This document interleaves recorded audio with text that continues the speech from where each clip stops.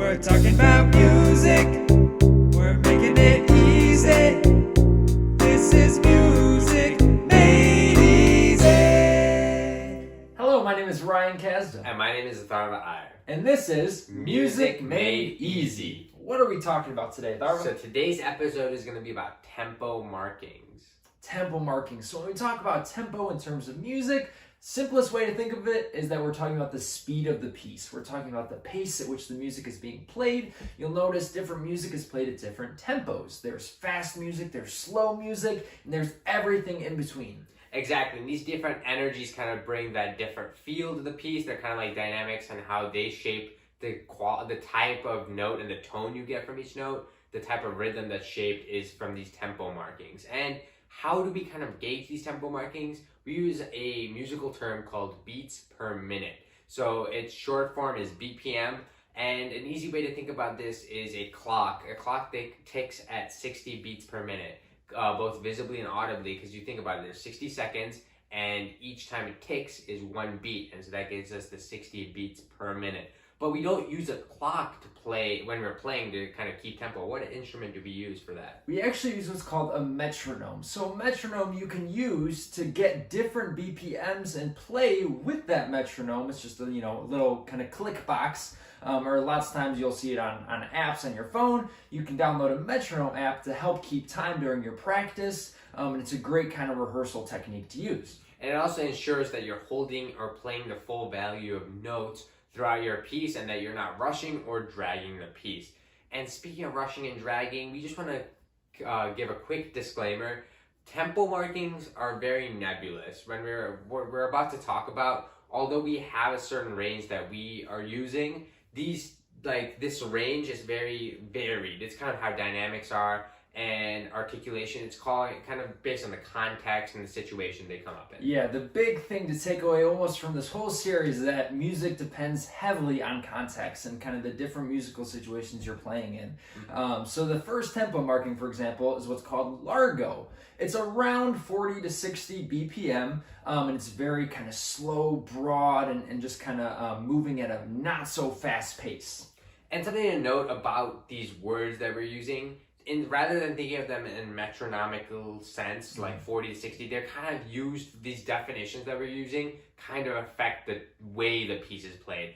For instance, this next one is Largo, and it's only from 60 to 66. That's kind of what we came up with, the range for that.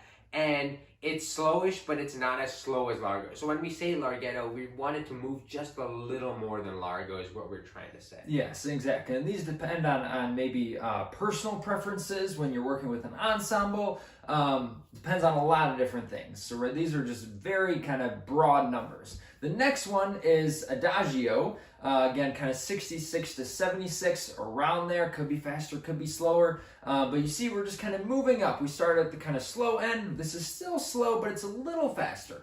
And then the next one is going to be Andante, and this is 76 to 108 approximately. And this is the walking tempo. This is the most common one where it says walking tempo. Imagine you're walking along. This is kind of that tempo. Moderately slow, not too fast yet, although we are picking up speed. Exactly, and very similar to that is what's called moderato.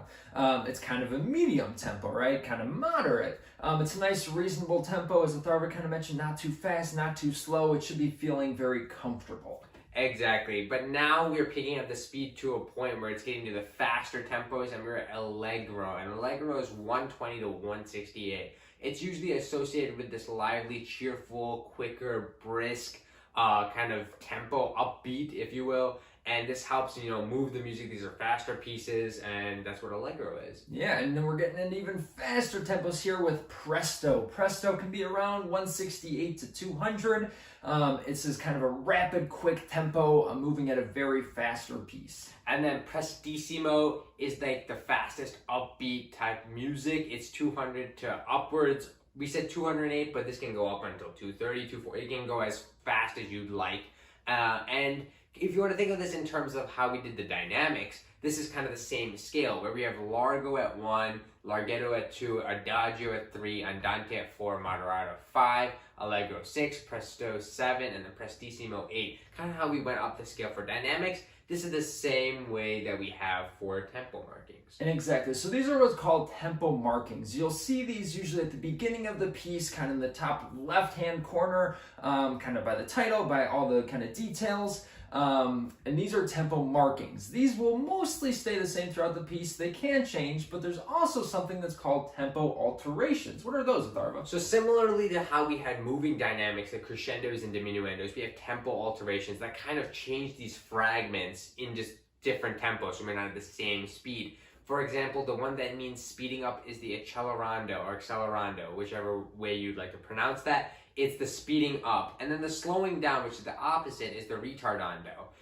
You might see it as RIT for retardando, and then accelerando you might see ACCEL.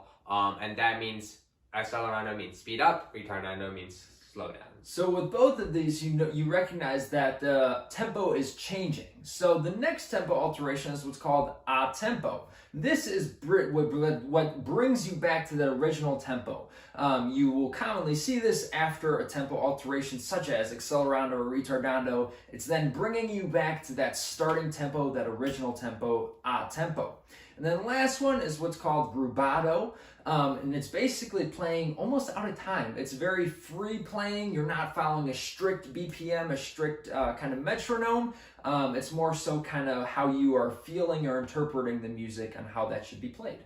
And one last thing, the types of notes determine the feel of the piece. So if you have half notes, but you have it at 300 BPM versus quarter notes going at even half that, 150, even though that they may like mathematically be the same, it affects the feel of the piece and how fast you might play in reference or relatively to how you play the rest of the piece. Absolutely. Articulation will also be impacted because you're going to articulate differently at different tempos to get that clarity and kind of sound that you're striving for.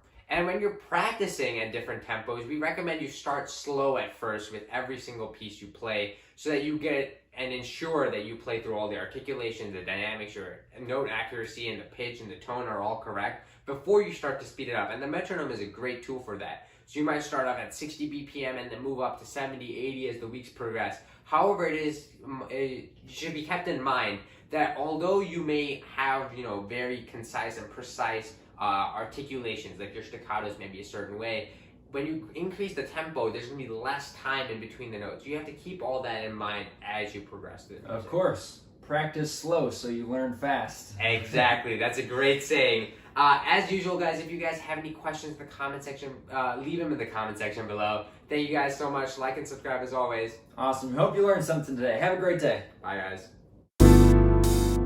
We're talking about music. We're making it easy. This is music.